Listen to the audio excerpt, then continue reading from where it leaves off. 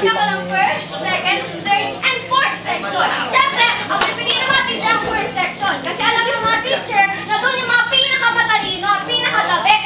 Ano naman yung mga fourth section? Ang iisipin nila, ay ano ba yan? Ang mangmangko! Walang alam!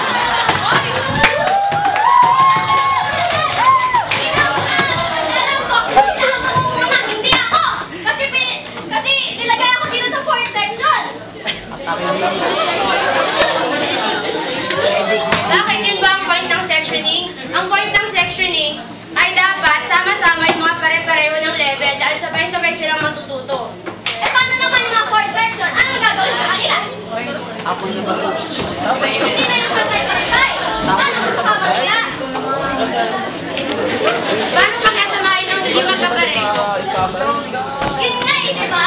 Paano yung magsasama sila para pagturuan sila? Parang sa research lang yan, di ba?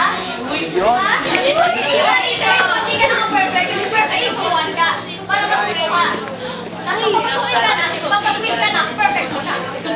Paano yung mga hindi ganong fast learners na sabay ng mga fast learners? Paano sila matututo kung alam nila yung iba na ang intindihan pero sila hindi?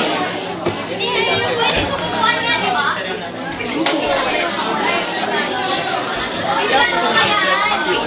Unless, yung magaling. Unless na hindi sila liliruan talaga, kasi yung mayabang yung magaling. Para sila magkakaroon ng confidence sa sarili nila kung kasama nila yung magaling. Siyempre natuturuan sila.